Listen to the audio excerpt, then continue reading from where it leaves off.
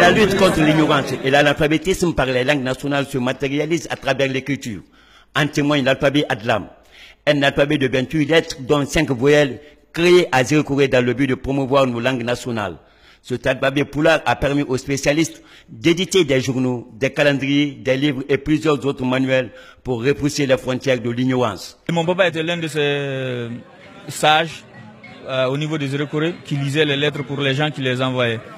Et c'est là-bas que j'ai appris à lire ces lettres aux côtés de mon papa.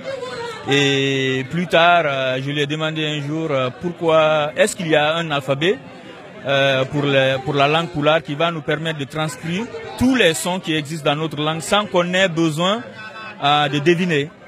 Et il m'a répondu qu'on n'en a pas. Pour uniformiser la langue, ils ont tout fait, ils ont essayé de créer un alphabet mais ils n'ont pas réussi.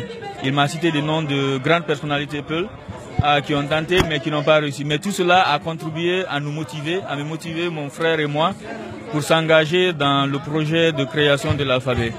En prélude de l'événement Conakry, capitale mondiale du livre et la tenue du 8e colloque sur les langues africaines, organisé par l'Université Harvard des États-Unis, l'alphabet Adlam entend apporter sa contribution au rayonnement de la lecture. Pour le chargé des langues africaines à l'Université de Harvard, Adlam est un alphabet riche dans la communication. L'importance qu'il a, c'est le fait que ça transcrit une langue qui est très répandue, l'une des plus grandes langues en Afrique, qui est répandue dans plus de 14 pays.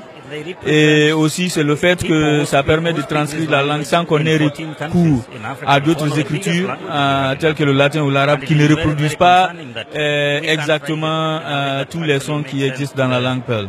Pour le bureau exécutif de Adlam, cette rencontre offre l'opportunité pour donner le goût à la lecture. Notre association a pour objectif de contribuer à la promotion de l'éducation, à la citoyenneté, et de veiller à ce que tous nos enfants, tous nos jeunes et une proportion considérable d'adultes, hommes et femmes, puissent lire, écrire et compter en langue maternelle à travers les écritures Adlam Pulaar. Cette écriture est enseignée aujourd'hui dans plusieurs écoles informelles en Guinée et dans certains pays africains.